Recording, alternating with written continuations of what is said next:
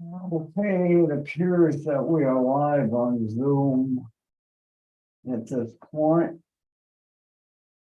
I'm just checking to see if the captions are coming. And it looks like it may not be.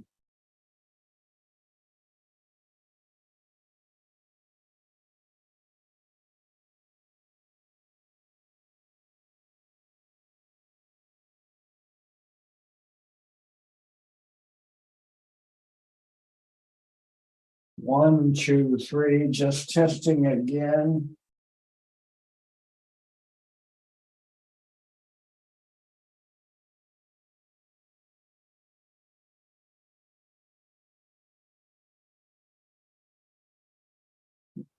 According to my meters, the sound is coming through fine, so looks like the captioning is working. What I do have to start understanding is that what I see on my monitor is 20 seconds later than real here, so I have to take that into account as I'm doing this testing. So anyway, what we're doing tonight is the second episode of the MECATX Sky Tour.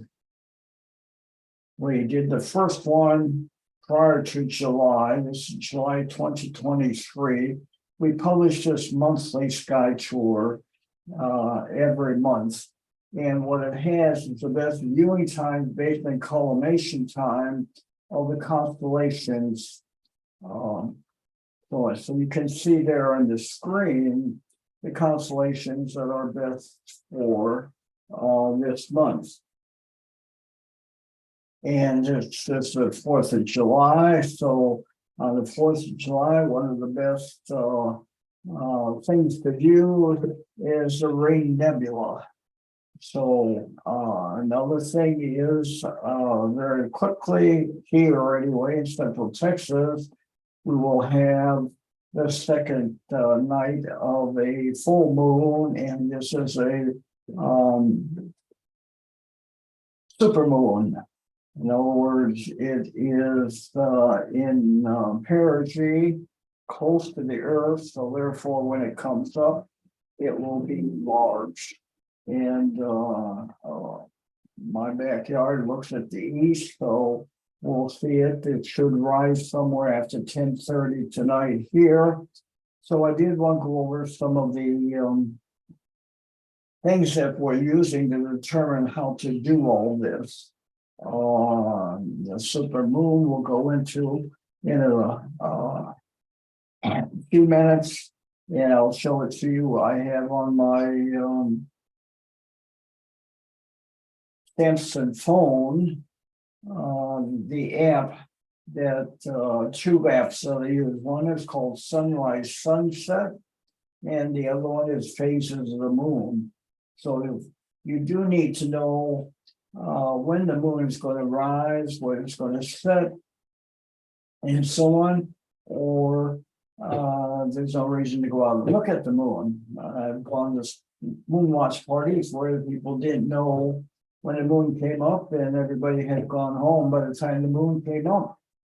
So the other thing you do need to know, if you do want to do astrophotography or video, you've got to know when dark starts. So to do that, the app Sunrise Sunset will show you specifically for the morning and the evening, and it'll go through the various stages of twilight. In other words, civil twilight, nautical twilight, and astronomical twilight.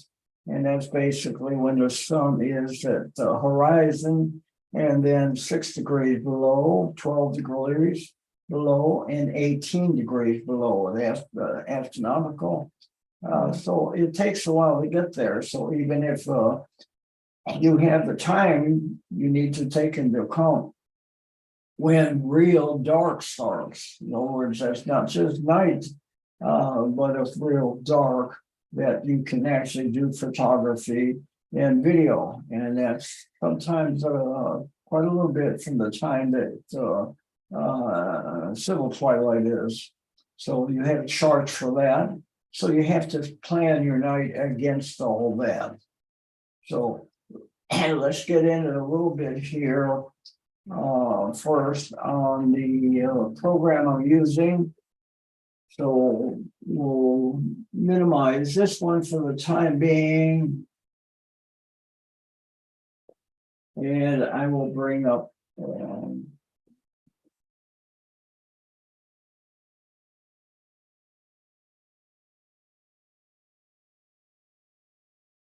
if I can. It looks like I'm having problems there.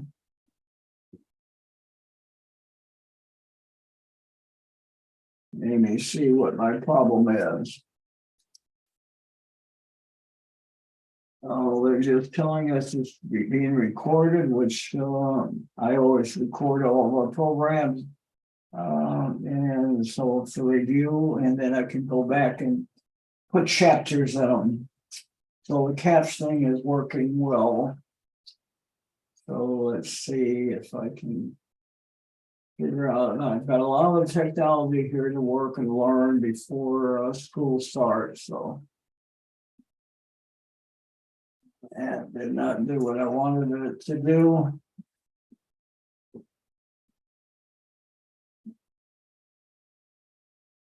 I don't want to minimize Zoom. What I wanted to do is to bring up Stellarium, and there's Stellarium. So we'll get it over there where you can see it now. I got to do a camera switch here. And there you go. And then we got a problem there. So now let's see if I can make that bigger. No, I got a problem. I'm not sure this is going to be able to handle this in this way. I thought we had it set up last time. So anyway, we're all learning from this. So let's see.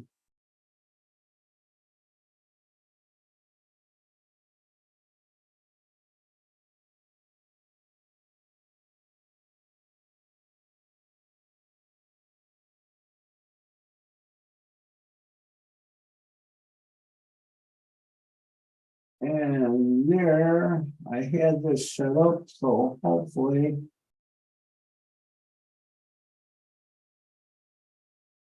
let's try again.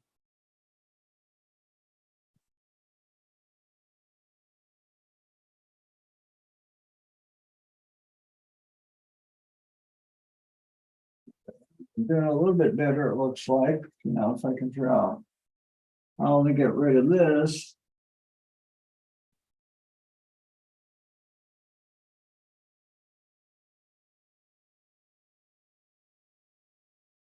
Okay, and there we are with this guy. And we are looking east in Stellarium. Stellarium is a free program, a planetarium type program. And next to me, I also have the one that I used last time, Starry Night. So they're both good programs. Starry Night is an old version of ours, and it is fairly expensive. So anyway, you can see it there in the screen of Stellarium. I had already gone into Stellarium. If I could bring it up in here, you'll see down here. I brought up, there's your menu on the left going up. And then the first icon there, you'll see is your constellations, and then the constellation labels. And then what I put up there is the latitude and longitude from the Polaris. So that's what the lines are you see coming down. So you can get an approximation of where that's at is in the sky. And there you see part of the summer triangle. Here you see Cygnus, okay, and there's the nab. I'm going to get rid of this so You can see it better. And then up here is Lyre, the harp with Vega. And then down here is Aquila and Altara. So that's your summer triangle. So if you look for the summer triangle in the sky now, you should be able to see what we're looking for. What we're looking for tonight is the Ring Nebula on here. So let's go back here again. And you can see I'm going into question. And in here I have it set up. Ring Nebula, and there it goes to the ring, it brings up the Ring Nebula. So you can see it there. There's a circle going around. I didn't want to do that. I'm still learning these programs with the right click and the left click. So anyway, there you are. You see that box opening and closing, and it's right there by Vega. So it's right outside of Lyre. Okay. And I'm going to expand it so you can watch as we find it there. So that's telling us that that's where the Ring Nebula is. Now, if you have a telescope that you have connected to this program and your computer, it should take the computer right to that area. So now we're going to enlarge it, and you'll see as it gets bigger.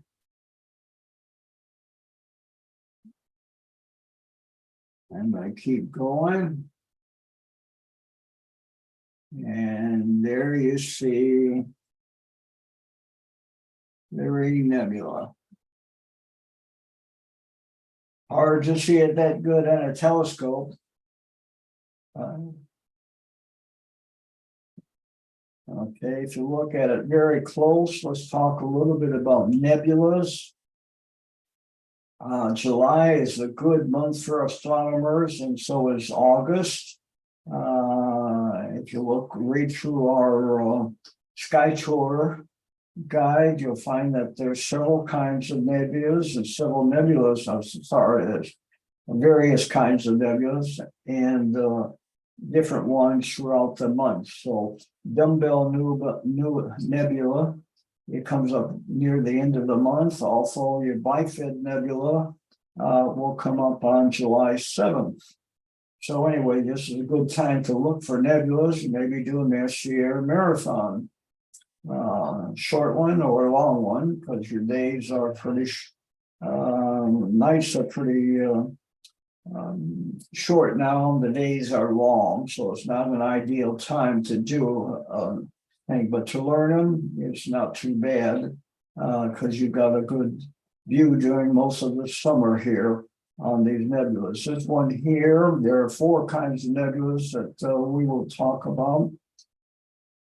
This one is a planetary nebula, and it's only planetary because whoever named these things quite a while ago thought that they were planets. So you'll see the planet, you'll see the nebula, and you'll see the star in the middle, the central star, and then you'll see the blue and the red cloud of gas around it. So red, generally speaking, means hydrogen.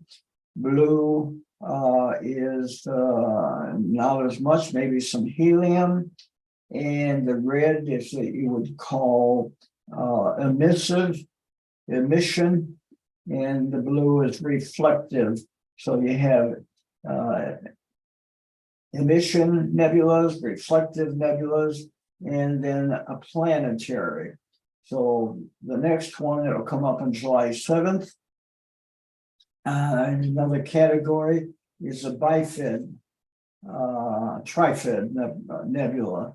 And it's a dark nebula, meaning there's a dark cloud in front that forms a specific shape that people have named. That one actually cuts the nebula in 2 or 3 parts. And then you have one that looks like a horse called the Horseshoe Nebula, or the Horsehead Nebula, and it looks like a horse's head. So you have different kinds, but in July, you'll have several different kinds that you can work with. So let's back off here a little bit so you can see what we're doing. Again, we're going to go all the way back now that you've seen where you find it. And again, there's our, this whole constellation is Lyre. You can see it's right on the border, a little bit off the border of the heart. And there we go. And now we're coming up again with our eagle, okay, our harp, and our swan. And there you'll see the start of the Milky Way, okay. And you can see we're looking more or less directly east. And here's north. I can switch that around for those who are interested. They hit Control. Let me see that. Control Shift H for horizontal. And now we have north over there. So that's a little bit more the way I would be looking at it here. So there is again Vega. And you can see that these are just coming up. Here's your horizon.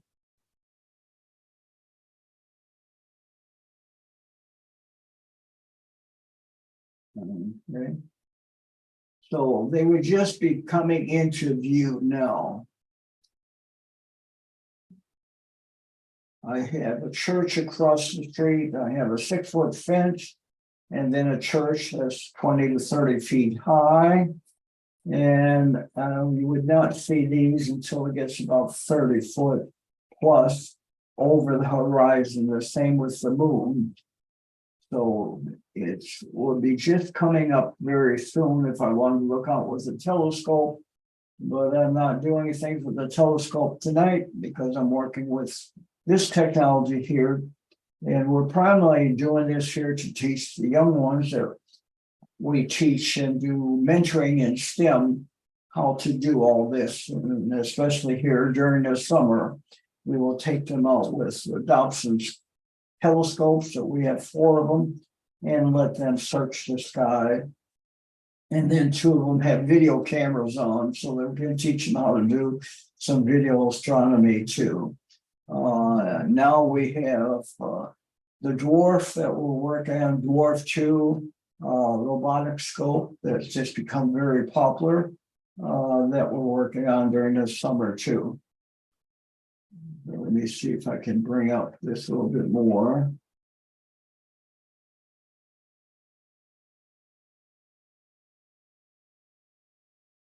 You can see the horizon there now. You can see where we're at above the horizon.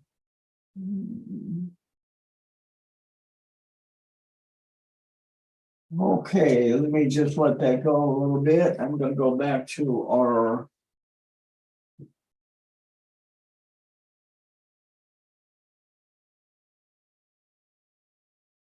guide. And I got to switch cameras. And there you see that now. So we're going to bring this up here.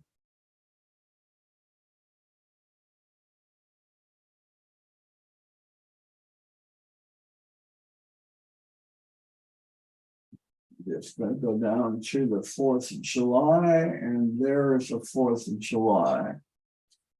And now on there, you can see the art of mapping of this.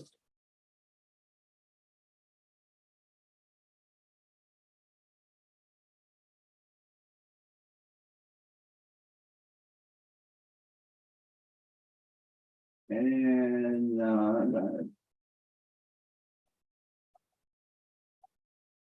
make it a little bit bigger.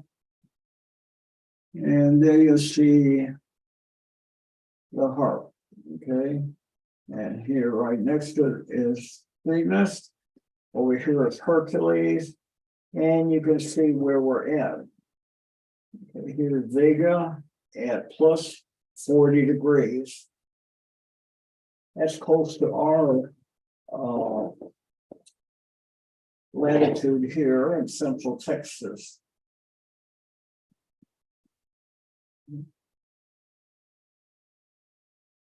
Let me see if there's anything else to show on.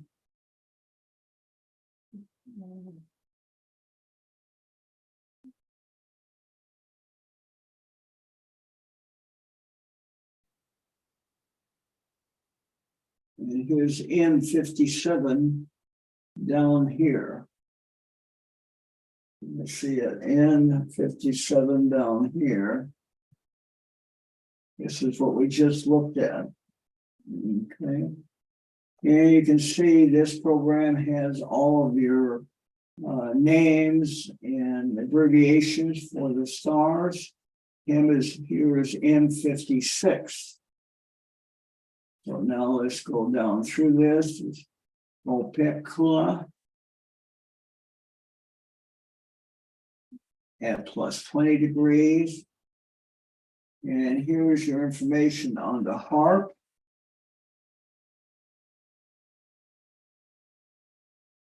Lyra, abbreviation LYR. And it tells you Messier Object 56 and 57. Midnight collimation date is 4th of July, which means this is the best time to look at it. And that these astronomical midnight collimation date. And that kind of implies that it's 90 degrees above wherever you're at.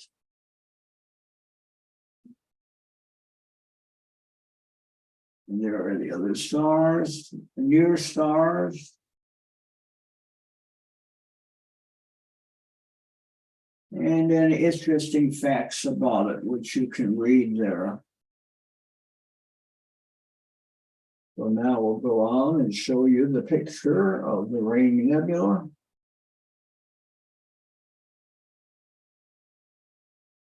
And a description of it with some clicks.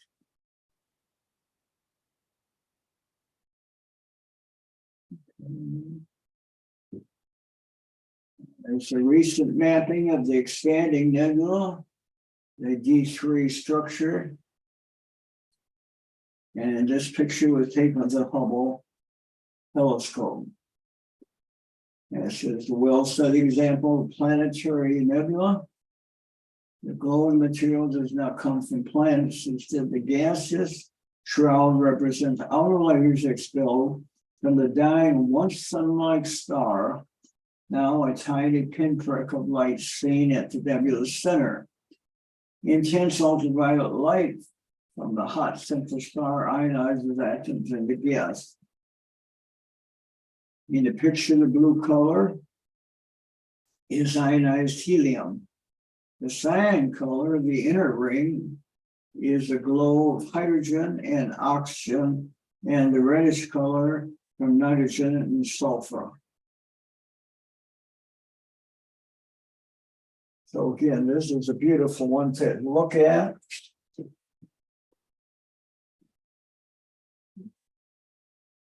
Now I'm going to go back to Stellarium just a minute and see if you can see it. And there on the horizon, you can see the moon starting to come up. Here's the moon. So if I go out with my binoculars or my naked eye or a telescope, I won't see it yet. It's just coming out over the horizon. But as I said, it'll take about, oh, maybe 30 minutes, 45 minutes before it's visible.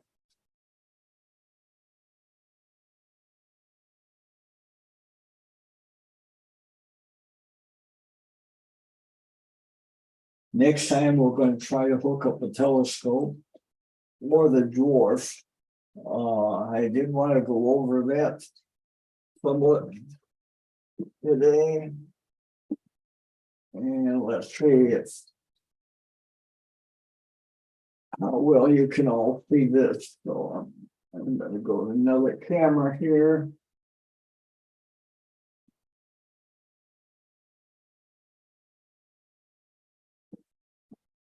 And here is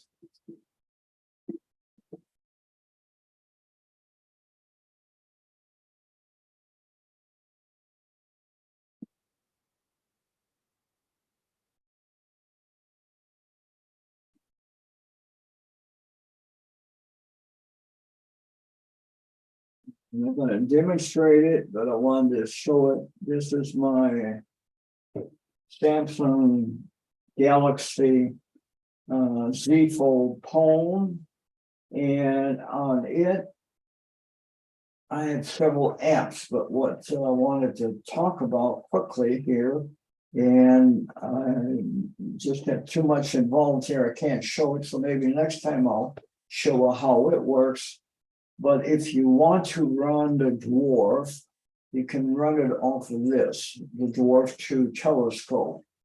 And then with a program called Microsoft Phone Link, you can run it into your computer, or actually run it off of the PC computer and see it on the screen. So that means then I could transmit it over the internet like this here. So it's or another way to do it is the older way of doing it, the way they played video games, is to have a capture card.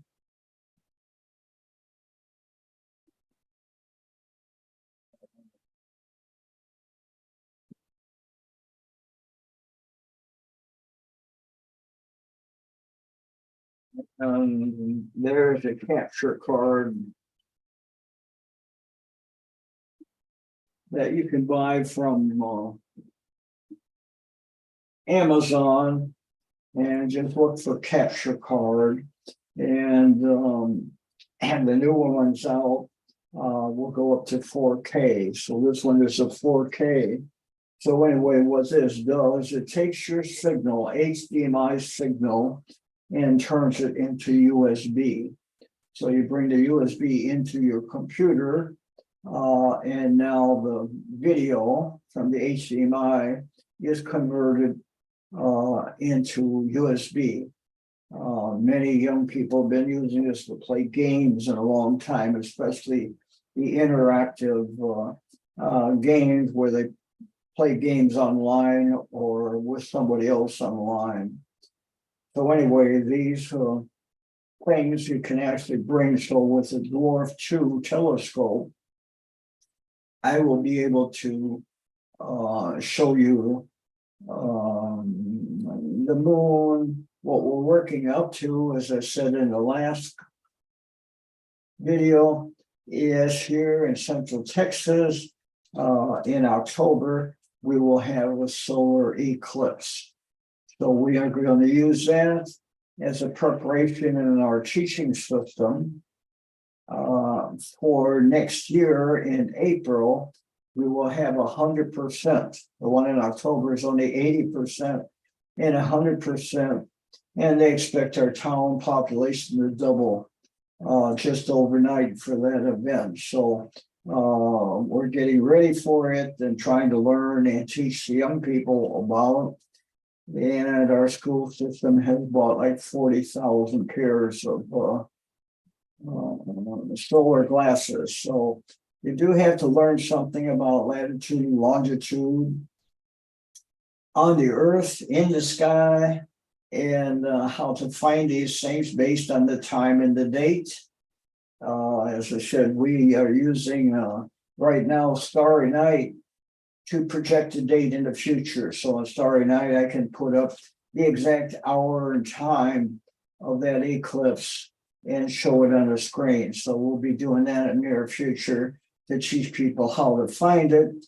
For the one in October, we've already got a table of the azimuth, the altitude, and so on, where it's going to start, where it's going to rise, the height of it, the zenith, and also where it's going to go down. So you need all these things if you're really going to do remote astrophotography and video. So you can see there the moon is very big. That is why, or the reason why is because, let's get back to the moon here. It's the supermoon. Supermoon basically is when the moon is close to the Earth, and that's called the perigee. It's an elliptic pattern. Therefore, you have the apogee and your perigee. Apogee is far away, perigee is when it's close to the Earth. One way to remember that is perilously dangerous, so it's close to the Earth. Perigee. Okay. And let me see if there's anything else I wanted to show. I wanted to go to the end, so you can watch that for a minute while I find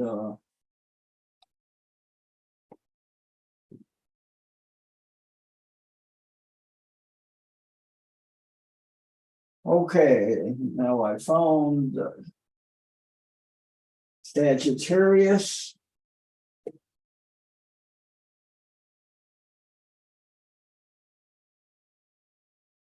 There's Sagittarius. And that is July 7th. So that's this weekend. And there's Sagittarius. Okay, let's see.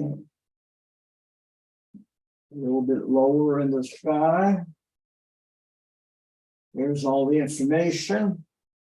And what I wanted to show you here again, the important is all the Messier objects. Look at that. M8, 17, 18, 20, 21, 22, 24, 25, 28, 54, 55, 60, 70, and 75. You could have a pair of Messier marathon just on that night and get 1, 2, 3, 4, 5, 6, 7, 8, 9, 10, 12, 13, 14, 15, about 15.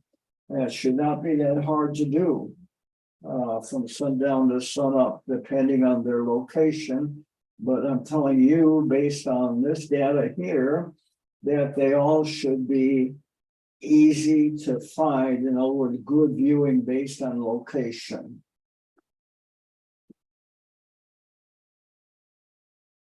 So let's go down a little bit there. And we'll go over a few of these. And there is Lagoon Nebula.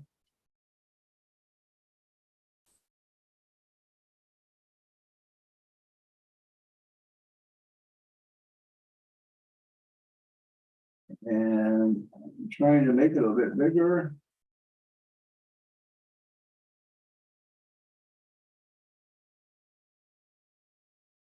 Okay. Well, I don't have a lot to say about these. You can see the description is on the right, so I don't need to go over that. Here's Omega Nebula. That's 2 nebulas. And there's the Trifed. And here you can see the dark cloud that cuts this nebula into parts. 1, 2, 3, 4. Okay. So anyway, just in that one night, you can learn a lot of the universe. There's a Sagittarius cloud, an open cluster. We don't do a lot with open clusters. They're not near as dynamic, I guess. So we tend to do the nebulas as far as the teaching. And here you can see the path of these. You can see the various Messier 16, 17, 22, 25, and so on. And all of this is in the tour guide. So let's go back again. And there you'll see the moon has come up a little bit, not a whole lot, but while you're looking at the moon, I will go through some more of the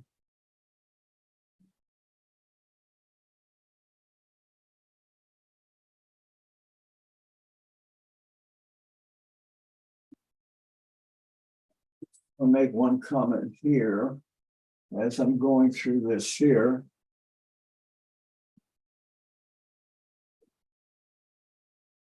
From our location in the southern hemisphere, we can't see any lower than minus 59 degrees.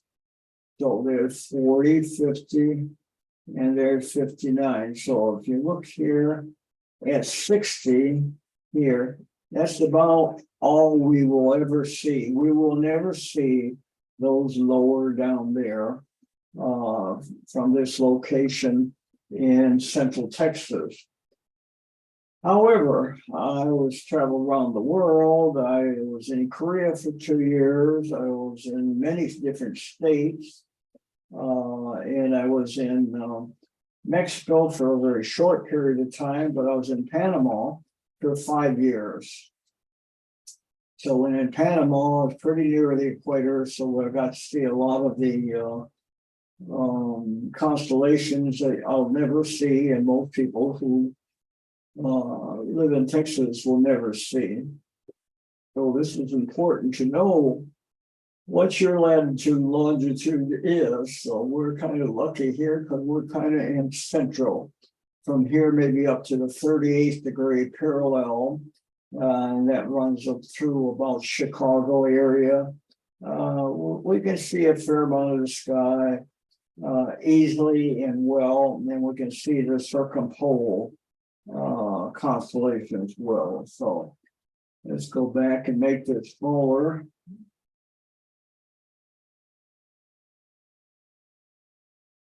And all I do is click here.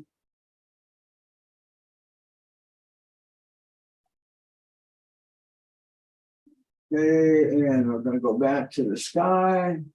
So hopefully you are watching the sky. And at this point, you'll see things change.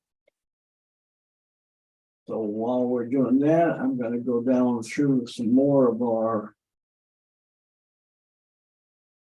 guide and come up with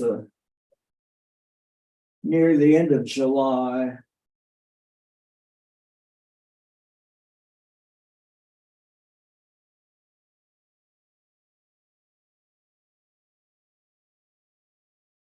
And there's another great one. Okay, we'll bring it up here in a minute.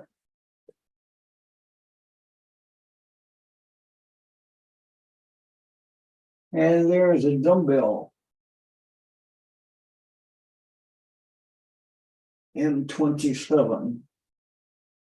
And underneath it, you can see the description and again, some clicks.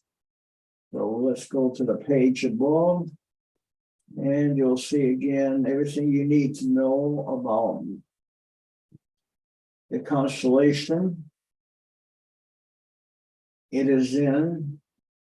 And there you are up here at the top. Okay, you'll see the constellation here in the white and the neighbors. And it's July 25th. Vulpecula. Vulpecula, the fox.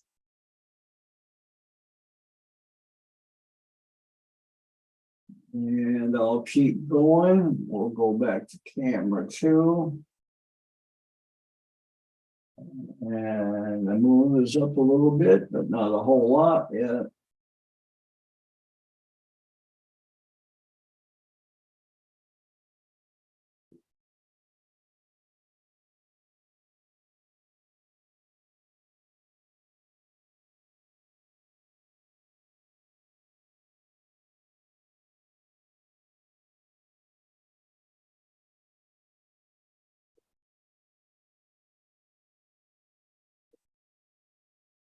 And here you can see July 30th, Cygnus, Cygnu, I guess I got this one, which is one of the 3 constellations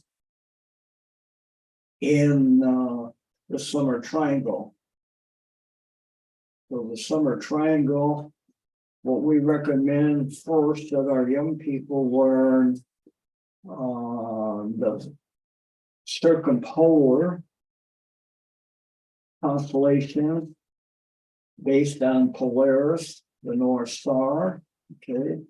And they learn how to read it down from the North Star. In other words, you have Cassiopeia, this is a royalty of the sky. Cassiopeia is a queen of the sky. And here you can see Cephus, her husband, who's the king of the sky. And then below them, which you don't see here, which is Andromata, the princess. And then Pegasus is around her. So here you see Draco, the dragon that goes around most of the circumpolar constellations. It's a very long one and weaves its way. And you can see Cygnus is right there below the king, okay? Cephus. And we told you Cygna. And there is Deneb, okay? One of the stars of the triangle. Altar, Deneb, and Vega. So let's go back to the sky again.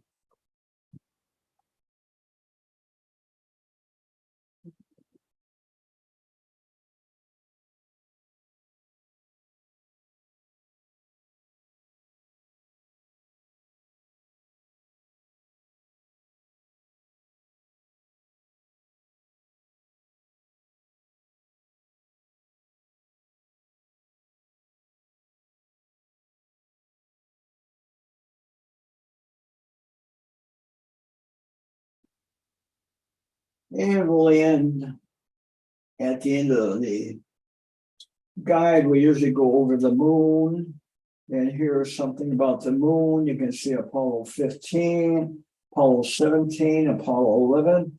And you can see that all these landing sites are in the northern hemisphere.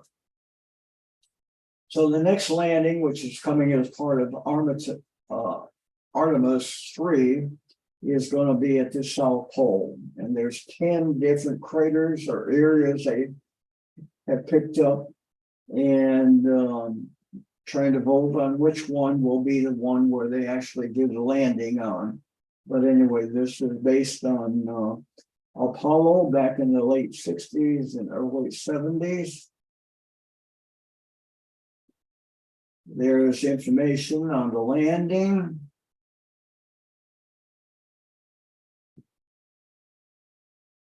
And there's information on Apollo 15. So the reason 15 is important is just the first time that we landed a vehicle on the moon. So the first Apollo 11 was the first person stepping on the moon. Then Apollo 15 was the first vehicle. And then we can continue to study the relatively flat surface. This is a map or a line drawing that we use to teach our young people. They have to learn at least 6 to 10 different areas on the moon. Over here you can see Mare Chisum, Maria Frigoris up here, and then here where we landed on the moon is Tranquillus and Serenity.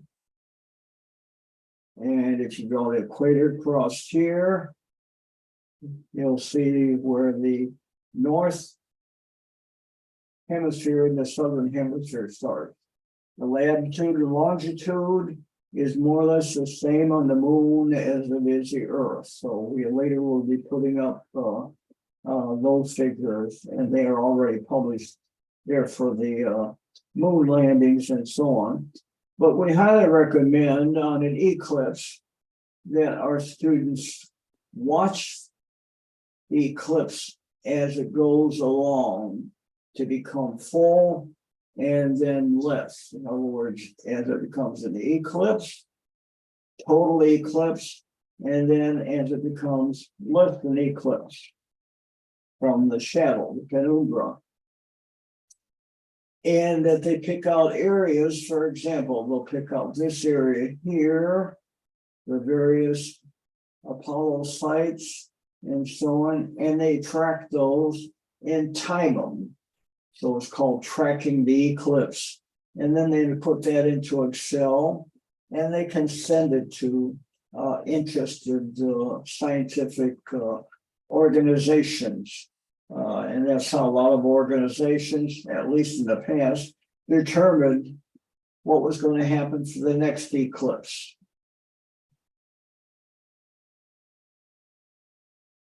So we'll leave you with this. This is our QR code.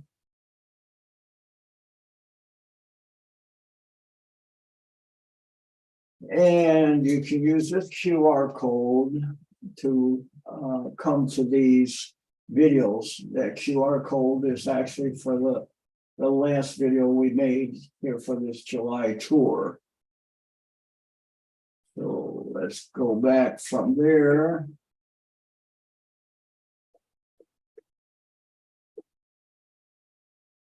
And there's our sun coming up a little bit more. Still not too high. And you can see Vega up here, there. Okay. So the moon, I'm sorry, the moon, this is east, so almost straight above us eastward, which is my backyard. I'm looking at this. So Vega is up there now, should be easy to find. Lyra, and then easy to find a ring. And I'm in hopes that we'll have sufficient expertise with the Dwarf 2 robotic telescope. Anybody wants to follow that on Facebook, it's got a big user group, and it's an unbelievable and amazing little piece of equipment. And it only costs $500. So it will actually do location finding, tracking,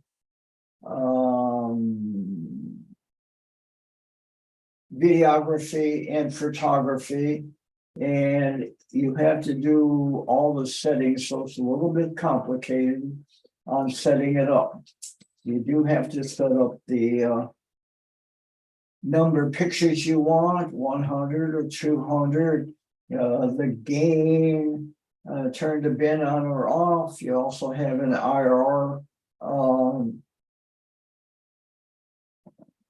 filter. You have to turn on or off, depending on what you want. Sometimes you need to put a filter on. It does come with 2 neutral density filters for viewing the sun in an eclipse. At least somebody from Australia has already done that April this year and put up some pictures. And deep sky objects. So, and it will do stacking. And then a lot of people are taking it from these photographs and putting them into a better program on the computer and for processing, what they're calling post-processing. we are not getting into that. So far, our young people are just not interested in that much complexity. We are doing drone mapping, which is the same type of concept of ICE, image composite editing or editors. And there's different ones out there now. ICE was the first one we worked with that came out from Microsoft as a freebie. So anyway, we're almost at the end of the time here. So we were usually plan these on going about an hour so that you can see the difference in the sky. So let's come back out here.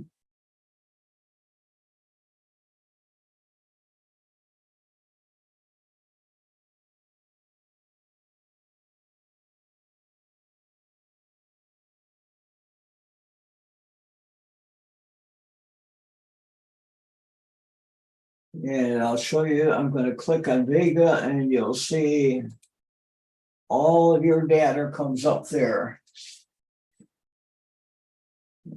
There's all the data that you need to know, and you'll see it's a running clock. So those things that are changing by the minute or second will actually be changing. Okay, so that's Vega. And now let's go over here.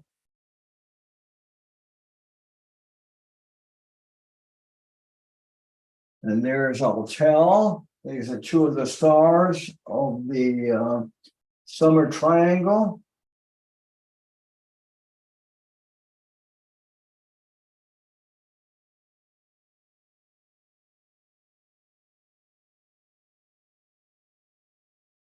And there is the nab. So you can see the summer triangle is not too hard to find if you've got dark sky and you look east in July. So there's your North Pole up here.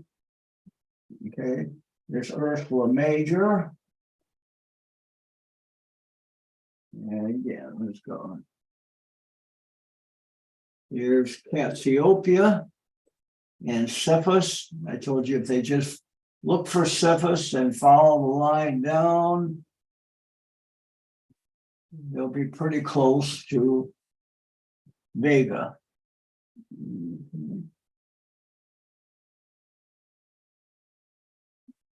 Here's Draco. He makes his way across the sky. Ursula Minor, I'm sorry, I said major, I think before, but that's a Little Dipper. Okay. And then Ursula Major should be up in this area here. And those are the ones that we primarily teach: Ursula Major, Ursula Minor, Draco, and then Cephus and Cassiopeia to start learning the sky. And then like now during the summer, as I said, we move down to the summer triangle because it leads them to a lot of the planes. So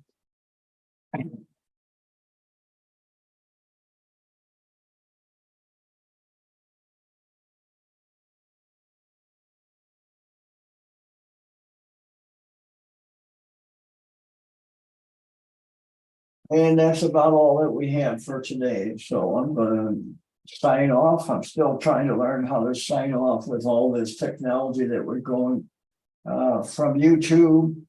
And this is also on Zoom.